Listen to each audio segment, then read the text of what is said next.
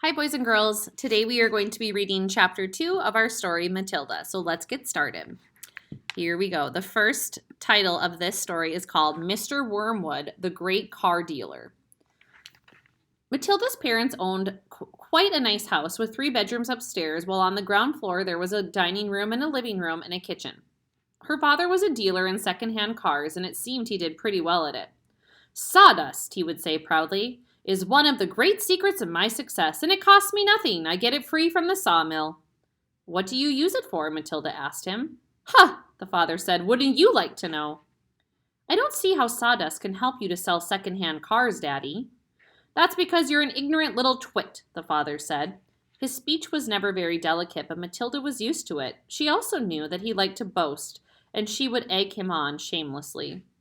"You must be very clever to find a use for something that costs nothing," she said. "I wish I could do it."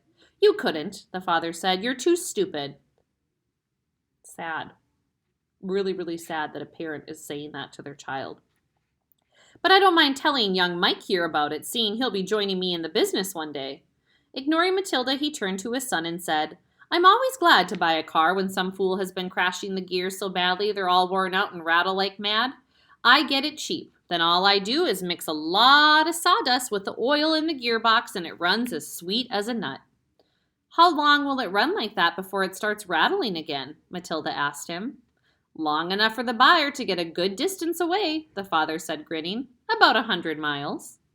"But that's dishonest, Daddy," Matilda said. "It's cheating." "No one ever said getting rich means being honest," the father said. "Customers are there to be diddled." Mr. Wormwood was a small, ratty-looking man whose front teeth stuck out underneath a thin, ratty mustache. He liked to wear jackets with large, brightly colored checks, and he sported ties that were usually yellow or pale green. "Now, take mileage, for instance," he went on. "Anyone who's buying a second-hand car, the first thing he wants to know is how many miles it's done, right?" "Right," the son said.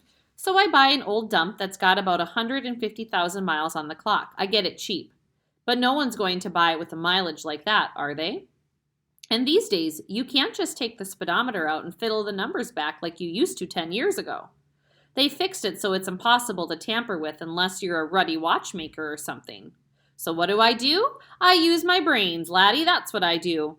"How?" young Michael asked, fascinated. He seemed to have inherited his father's love of crookery. "I sit down and say to myself, how can I convert a mileage reading of 150,000 into only 10,000 without taking the speedometer to pieces? Well, if I were to run the car backwards for long enough, then obviously that would do it. The numbers would click backwards, wouldn't they?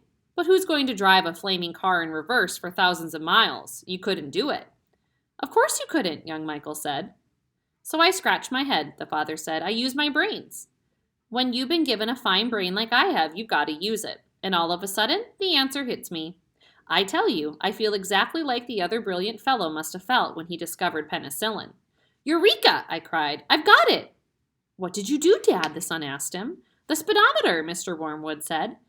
"It's run off a cable that is coupled up to one of the front wheels. So first I disconnect the cable where it joins the front wheel. Next, I get one of those high-speed electric drills and I couple that up to the end of the cable in such a way that when the drill turns, it turns the cable backwards. You got me so far? You following me?" "Yes, Daddy," young Michael said. "These drills run at a tremendous speed," the father said, "so when I switch on the drill, the mileage numbers on the speedometer spin backwards at a fantastic rate. I can clock 50,000 miles off the clock in a few minutes with my high-speed electric drill. And by the time I finish, the car only says 10,000 and is ready for sale. She's almost new," I say to the customer. "She hardly done 10,000. Belonged to an old lady who only used it once a week for shopping." "Can you really turn the mileage back with an electric drill?" young Michael asked.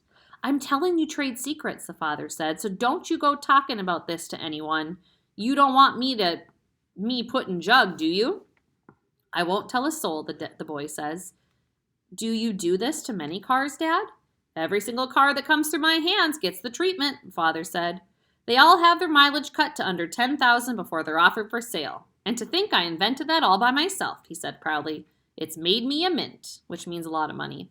Matilda, who had been listening closely, said, "But Daddy, that's even more dishonest than the sawdust. It's disgusting. You're cheating people who trust you." If you don't like it, then don't eat the food in this house, the father said. It's bought with the profits. It's dirty money, Matilda said. I hate it. 2 red spots appeared on the father's cheeks. Who the heck do you think you are? He shouted. The Archbishop of Canterbury or something, preaching to me about honesty? You're just an ignorant little squirt who hasn't the foggiest idea what you're talking about. Quite right, Harry, the mother said. And to Matilda she said, You've got a nerve talking to your father like that. Now keep your nasty mouth shut so we can all watch the program in peace. They were in the living room eating their supper on their knees in front of the telly. The suppers were TV dinners in floppy aluminum containers with separate compartments for the stewed meat, the boiled potatoes, and the peas. Mrs. Wormwood sat munching her meal with her eyes glued to the American soap opera on the screen. She was a large woman whose hair was dyed platinum blonde except where you could see the mousy brown bits growing out from the roots.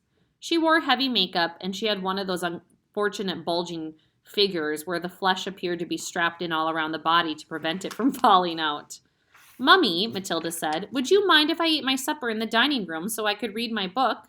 The father glanced up sharply. I would mind, he snapped. Supper is a family gathering, and no one leaves the table till it's over. But we're not at the table, Matilda said. We never are. We always are eating off of our knees and watching the telly. What's wrong with watching the telly, may I ask? The father said. His voice was suddenly becoming soft and dangerous. Matilda didn't trust herself to answer him, so she kept quiet. She could feel the anger boiling inside of her. She knew it was wrong to hate her parents like this, but she was finding it very hard not to do so. All the reading she had done had given her a view of life that they had never seen. If only they would read a little Dickens or Kipling, they would soon discover that there was more to life than cheating people and watching television. Another thing, she resented being told constantly that she was ignorant and stupid when she knew she wasn't. The anger inside her went on boiling, and as she lay in bed that night, she made a decision. She decided that every time her father or her mother was beastly to her, she would get her own back in some other way or another.